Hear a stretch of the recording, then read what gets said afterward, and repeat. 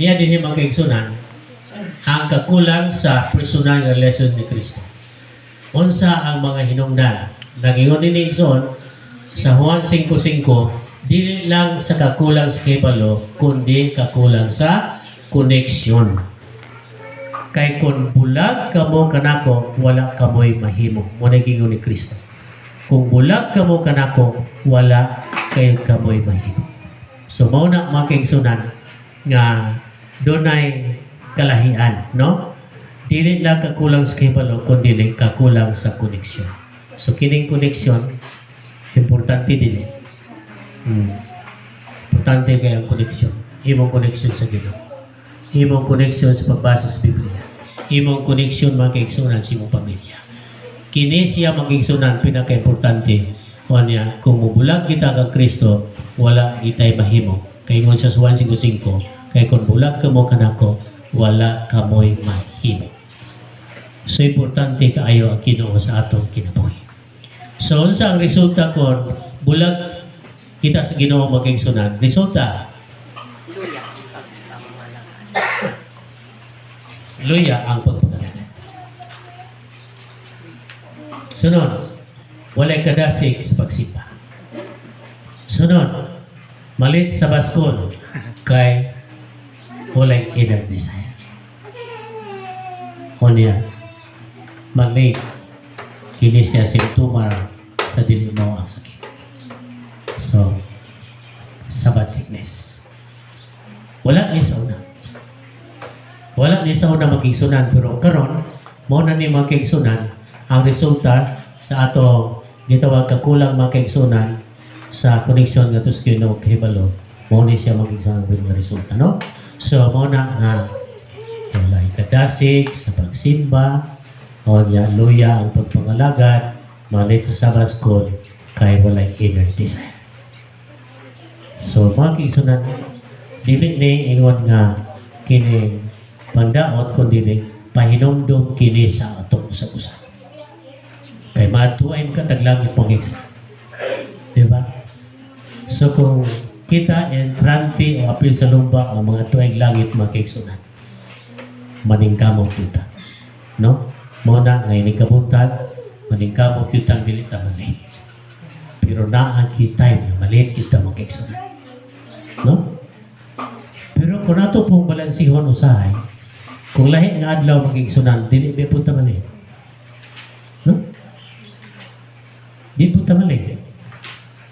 Kaya ito, nag-duty mo magkaigsunan. Maningkamot yun ko magkaigsunan nga dili malit. Kaya pagpatak ka na sa alas 8 magkaigsunan, musubra na ka na, hindi, pandi mo magkaigsunan, na marka na dito nga na late na ka. So maningkamot yun ta nga dili malit. So kaha magkaigsunan ko sa Ginoo, maningkamot po ta nga dili puno ta malit, mahimo ba dili? Mahimo.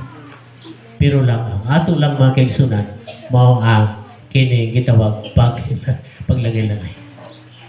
No? Sa hay ni kabuntag pag Sabado magkaigsunan, daghan kay ka o kini niya buhaton.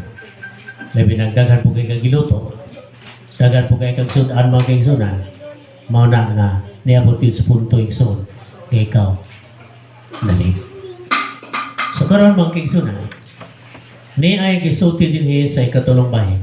Disiplina sa espirituhanong kinabuhi na wala. Wala ang early church adunay klarong disiplina. Ang mainiton o mainiton silang mupadayon sa pagpamati sa mga gitudlo sa mga apostoles, sa pagkiksandurot uban kanila, sa pagkiksalo sa pagpangaon o mga pag-ampo. Buhat 2, versikulo 42. So, ang sayo ka iglesia adunay klarong disiplina. So, it's a matter of discipline. Mao na magigsunan nga atong naandan alas 8:30. So ngano dili na kinikaha siya mo nga mga oras nga mao ni siya ang gisaad sa Ginoo, ibubuo niya ang panalangin. No? So mao na nga doon na kitay pag-apply sa pagdisiplina. Okay? So karon ang katawhan walay regular nga devotion. Mao na nga dunay napulis pulong sa Ginoo o niya mao na nga walay regular. So muratag na kumpiyansa tungod kay kini mga kaigsunan walay oras pagampo o walay consistency sa pagbasa. So kini din walay oras pagampo o walay consistency sa pagbasa mo'y hinungdan nga mahimong casual ang pagpangalagad sa mga kaigsunan. Kung sa ganyan yung casual? Wala lang mga kaigsunan o kininihan. Dili yun siya kining tinuod ka nga nagapanarbaho sa Ginoo casual ra. No? So muna nga tambag sa Espiritu Santo nagingon siya. Many are failing to imitate our holy pattern. Kinsa man ni holy pattern mo ang Ginoo. They do not search the scriptures as they should. Muna gingon sa Espiritu Santo. So, usa kini nga atong hinumduman nga daghan ang napakyas sa wala pagsunod sa pattern nga holy. So, kasi pattern sa Ginoo mao na makigsunan na search the scripture o usapa it is that lack of knowledge that keeps people from obeying God. It is because they do not choose to obey.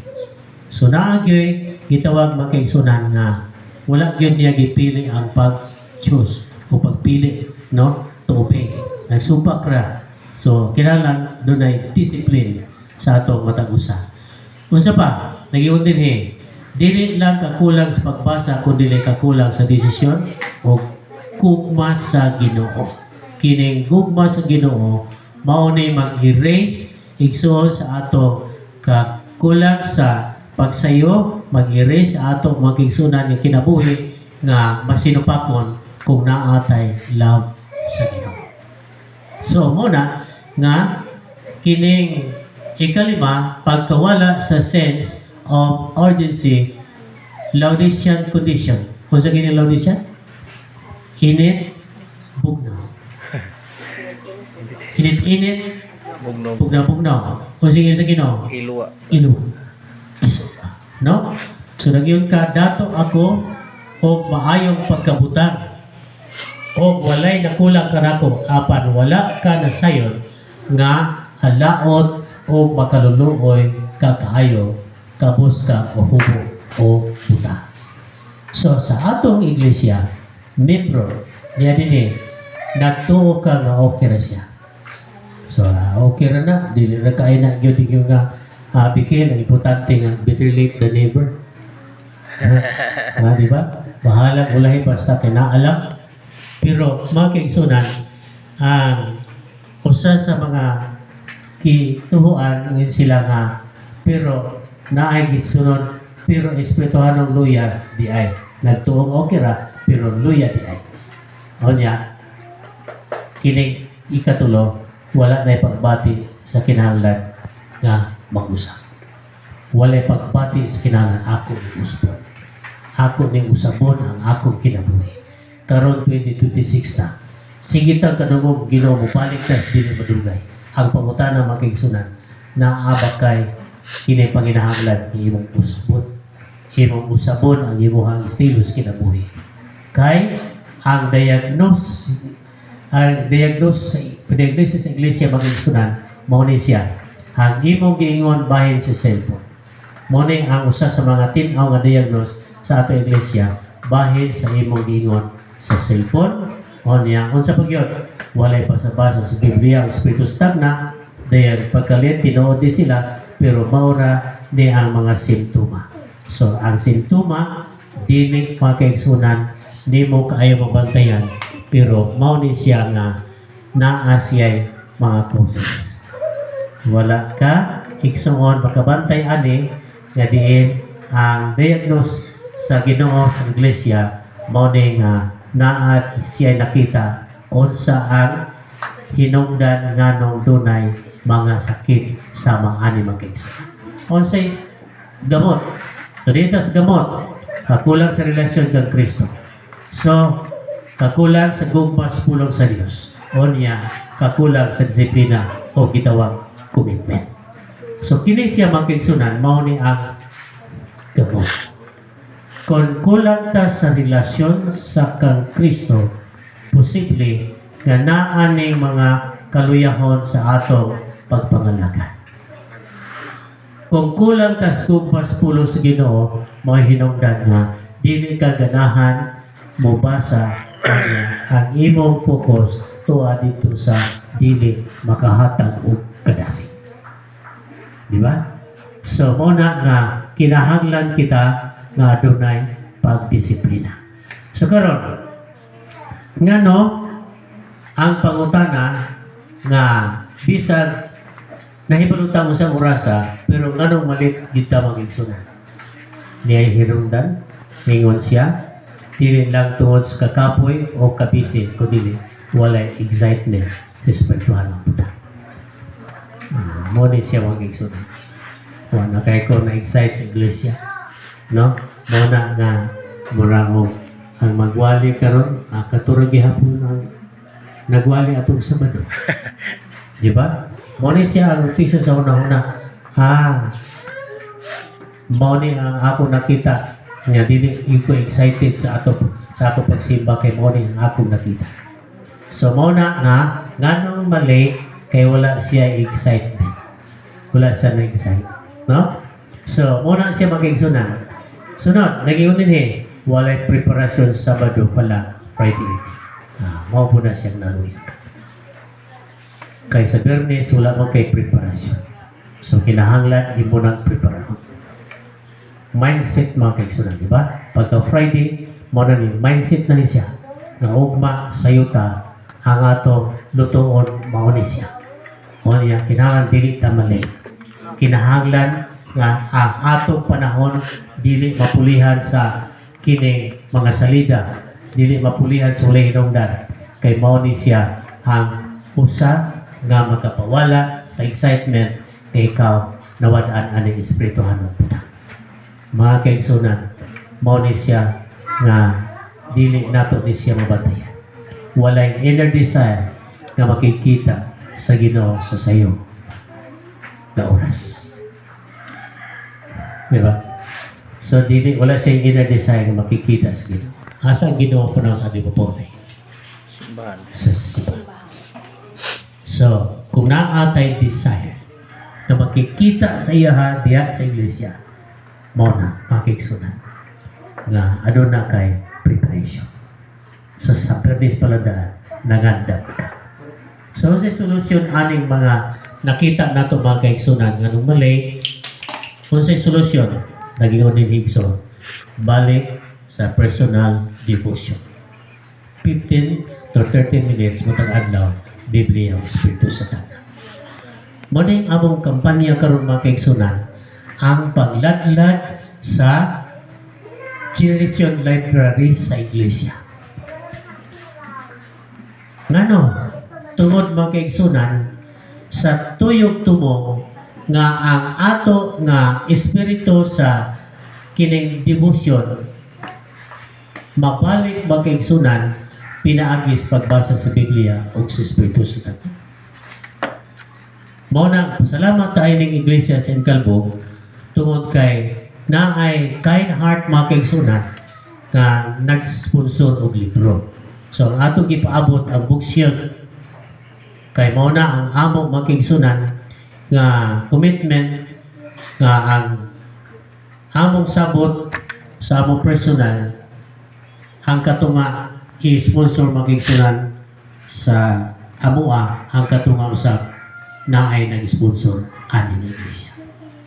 Sa buhaton magigsunan mao ang bookshelf para na maplastar ang libro labi na magigsunan sa tuyok tubo nga ma-spiritualize ang magigsunan. Nakita ba ninyo ang nganong naluya? Wala na spiritualize mga kaigsunan. So kaya singkasing gini mga kaigsunan ang among gihimo nga mabutangan ang matag iglesia. No? So pasalamat ta dinhi sa panahon nga naputan ko sa publishing department nga bisan nag-retire na ako mag-kaigsunan pero naagya mo pasyon usaon nga iglesia masudlan o mga spiritu sa Tanan. Dili lang kay magpamaligya ta sa gawas. Apan ang importante kaayo kitang niya sa sunod. Kung saan ni mo pagwali sa gawas, ikaw mismo sa sulod, wala kay isaktong kagamiton. Kung saan ni mo pagpahipalusopan, wala kay isaktong gibasa, isip preparasyon, makaigsunan. Busa, kontrol sa paggamit sa cellphone. But limitahan, ilisan, o espirituhanong content. So, mauna nga adunay gitawag kontrol. Ayun sila nga, wala po signal niya, Pastor. Naman po yung area wala signal, pero makiksunan ang punto na doon ay gitawag ilisan o espirituhanong content. Ang imong handog nga mahimo ang kadasig pagbalik sa iglesia. Pangandam sa sabat daan pala. No? Pangandam. Niyay suggestion. Sa'yo matulog pagkabilis. Mao nang untuhang tag mata, malate kita makingsunan kay ngano dugay kag natulog anang bilis. I hope makingsunan nga kining atong pagtuon karon makareporma ni sa hinay natong tanan, no? Sunod, preparado sa una-una. Mao nang dili ta makasayo kay wala ma-prepare imong una-una. Mindset. So mo na ganina makingsunan kagabi pa lang ang among mindset kanayan. Wa may nagunahuna makingsunan sa kampi. Kanayan nga mong una-una. But lo and behold makingsunan wa may nakita ng mga igsuon dito. So, naandam na ang una-una o samot na yun makingsunan nga na-prepare nimo nga anang Friday nakatulog kag sa iyo. Sunod, pag-ampo alang sa kadasig, ang kadasig dili piliton kinahanglan ihatag sa Dios. So, kadasig ihatag na sa Dios sa nakita niya nga doon na kay koneksyon kaniya pinaagi sa maidlot nimo nga pagtugyan o may nampuon nimo nga pagtugyan nga niya. So, dili nato kinahanglan basulon ang mga kaigsunan, kundi tabangan sila nga makabalik kang Kristo. Muna nga atong encourage nga musayuta o niya kung dinasigay ta, mag-inampuay ta, o padayon ta sa pag-alagad kay siya makingsunan muhatag og mga mayong pagtulanan. Busa, ang Salmo 42 versikulo sama sa usa ka pagpangandoy. Sama sa usa nga nangandoy sa tubig. Mausab ang akong kalang nangandoy kanimo. Okay no. Napakataan nga pangandoy. Mga kaigsunan, niya ang gingon sa usa ka magsulat. Kung mobalik ang pagpangandoy sa Dios, kung sa'yo automatic dili na malangan. Naman kay pangandoy. So kinibutang na kay pangandoy, imong yung kamuton imong pangandoy. Nga mahimok nimo ning imong pangandoy. Wala may sala nga mangandoy ka, pero naadi ay gingon sa Ginoo nga kung mobalik ka sa pagpangandoy sa Dios, automatic dili na malangan. Sunod, dili na mapulan, o niya may niton ang pagpangalagad. So, muna siya makiksunan, inintak na sa kauto. Nga, ang ato nga pagkinabuhi, gidayagnos sa Ginoo sa ang atong kulang. Sa ang kulang, mao ang ato makiksunan nga pag-prepare o pag-mindset. So, makiksunan, ngano nga dili dasig ang uban nga makaigsunan sa iglesia? Nakita ba niyo ni makaigsunan? So sa gihapon, nangingon din ni igsoon sa pinadiyag 3:15 of these signs, I know thy works, that thou art neither cold nor hot, because thou art lukewarm, I will spew thee out of my mouth. So daghang ngayon kini kaayo magigsunan nga atong nakita sa iglesia. So karon niyay usa sa mga observation.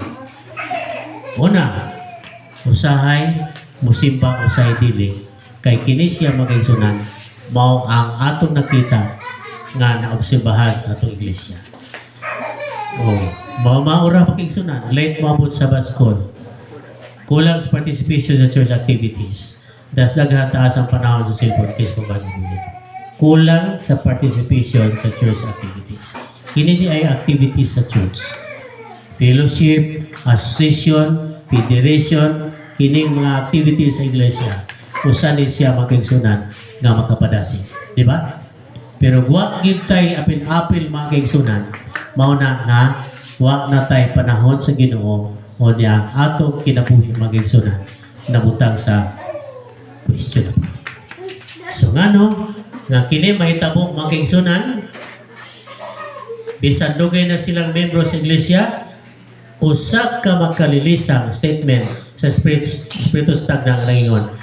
It is a solemn statement that I make in the church that not 1 in 20 whose names are registered upon the church books are prepared to close their earthly history. Christian Service, pahina 40. Unsa maning buti pasabot ani makigsunan. Not 1 in 20 are prepared to close their earthly history. Means, nagpasabot that many church members may have their names on the church books, but their hearts are not truly surrendered to God. Totoo ba taan yung magigsunan? Ato ngalan nasa listahan sa iglesia. Naadiya sa libro sa clerk. Nasa libro sa clerk na ang imong ngalan. But their hearts are not truly surrendered to God. Muning kita wag, not 1 in 20 are prepared. Okay? So, muna nga, atong hinuktukan mga kigsunan kini, nga naa ang atong mga ngalan nakasulat apan diha sa pagsusi sa Ginoo sa itong kasing-kasing, wa niya nakita ang total surrender nga to kaniya. So, there is difference in between being a church member or being truly converted. A person may attend church, hold an office, or know doctrines, yet not have a living relationship with God. Unay, not 1 in 20. So may ganing nga tao na diha siya posisyon sa iglesia. Naipalo siya sa 28 ka doktrina apan yet not have a living relationship with Christ. Hangay na itong hinumduman nga basin niya makigsunan usatan ini nga basin anak ang atong kinabuhi. So not everyone that saith unto me, Lord, Lord, shall enter into the kingdom of heaven. Thou hast a name that thou livest and art free.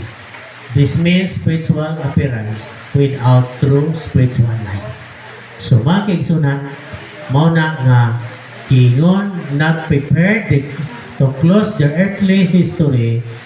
Nagpasabot og dugang si Ellen White nga ingon siya, this means ready to die or ready for the second coming of Christ. So muna nga unsaon nato magigsunan nga masirado kining gitawag kalibutanon nato ang kasaysayan ang tao di ay andam na siyang sugat sa Ginoo, may dakong puruhan makigsunan nga siya bisan maun sa kinabuhi andam siya. To be prepared means ang sala ikumpisa. Isugid ang mga sala. Kaduha, ang kasing-kasing mitugyan ka Kristo. To be surrendered o to be prepared, nagkanayon, doon ay transform. Tausap, padabag o kinabuhi o niya. Ang usa ka andam na tao hindi kalibutan having the character of Jesus. So, matod pa makigsunan, pangandam sa pagsugat sa Ginoo. Amos 4, versikulo 12. Many people think they are ready, but heaven looks at the heart, not just church members. So, kung na ang atong members, minanggalan sa members sa iglesia, okay lang. Pero nag-ingon din yung maging sunan, but heaven looks at the heart. Kung sa maghaning klase sa tao, ang iyahang kasing-kasing nahimuot ba ang Ginoo? No? So, mauna, na 2020, meaning, nagpasabot kini daghan sa iglesia, wala pa gayon makonvert ang kasing-kasing. No? Onya, unang hinungdan, gawa pa na-convert ang kasing-kasing, kulang tinuod yung pagkakabig o conversion. Save a man be born again. No? Muna ang gitawag ka na si the kingdom of God. So, Biblia nag-ingon, so, tihan ko ikaw, walay magkakita sa ginariya sa Diyos, kawas ko siya na tao pa siya. Bautismo. So, daghang mahimong membro sa simbahan, apan wala na usap ang kasing-kasing. So, mauna siya maging sunan, not 1 in 20. Kung nag-surrender na di ba imong kinabuhi, o niya nagbago, o niya naghimo ka sa mga lakang, na doon ay kausaban, mauna maging sunan na pinakatamis sa kinabuhi sa tao. Nagingon maging sunan ang usa ka magsusunan. Usa ka sadist things in the Christian life is when the head is full of Bible and spirit of prophecy knowledge, but the heart has never changed. So, muna nga gipangita ni Ellen White ang mga taong magkaigsunan nga dunay kausaban o ang Ginoo iyahang gihatag ang Biblia nga kung napuno ka na nga pulong niya o niya sige ka og basa sa Espiritu Santo o niya na ikasaban mo na'y gitawag ng isunan na usab mo kinabuhi. So kung walay pagbagong pagkatao, walay pagbago, walay pag-usap, natural lang naluya ang Espirituhanong kinabuhi. So, ang hingon sa Hosea 4 versikulo 6, ang akong katauhan ma-destroy for lack of knowledge.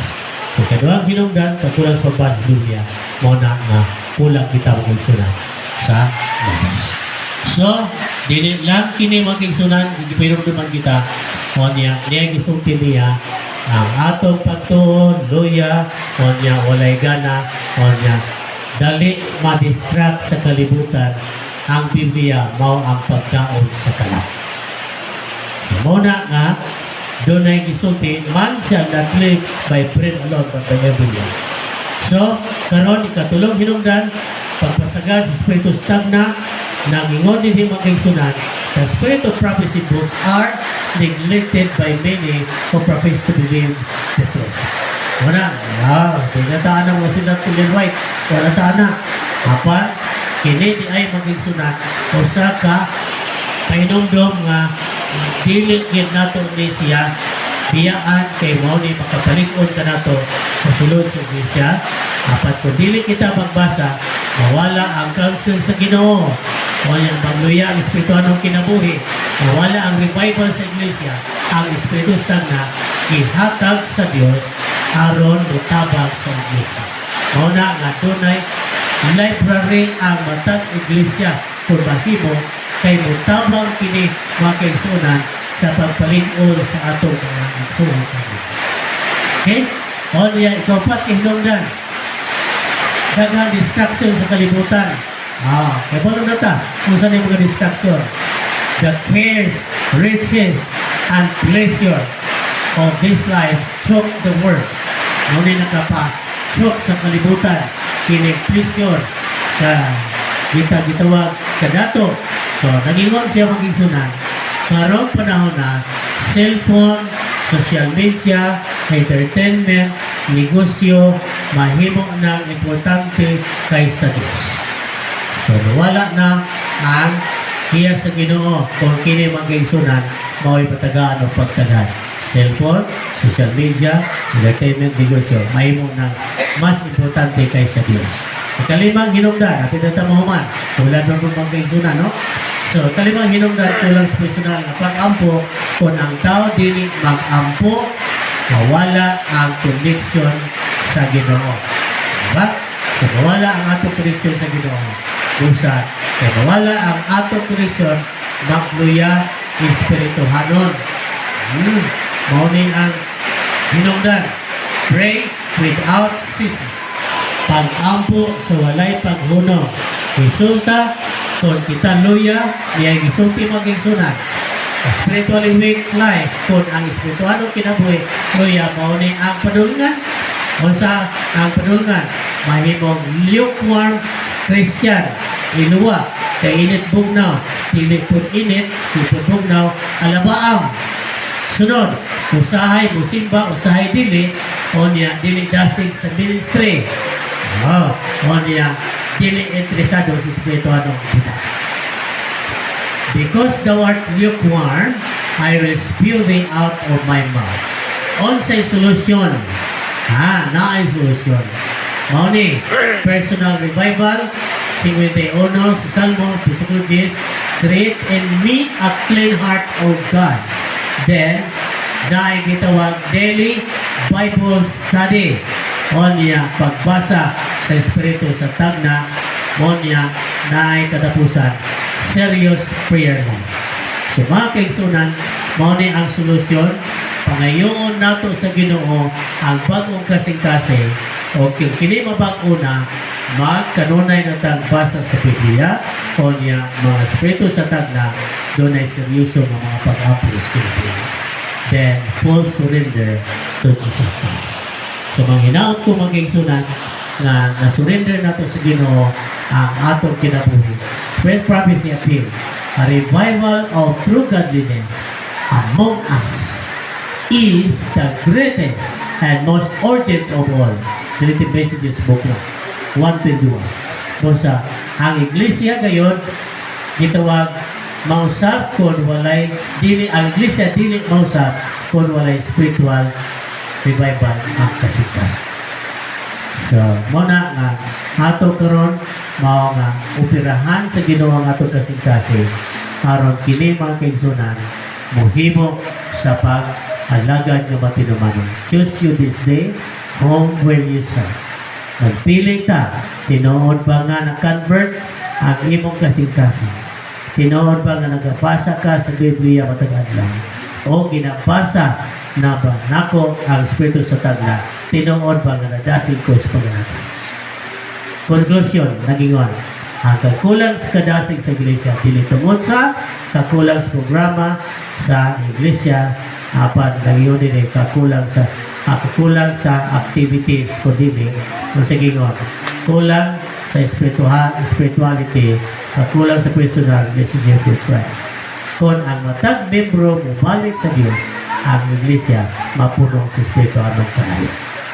So, ni magigsunan, ang atong buhay pag-ampo, iligtag na sa tuhon, nga ang atong kaluyahon, ang tambal mo ang pagbasa o pag-ampo sa seryoso o pagpangalaga sa seryoso.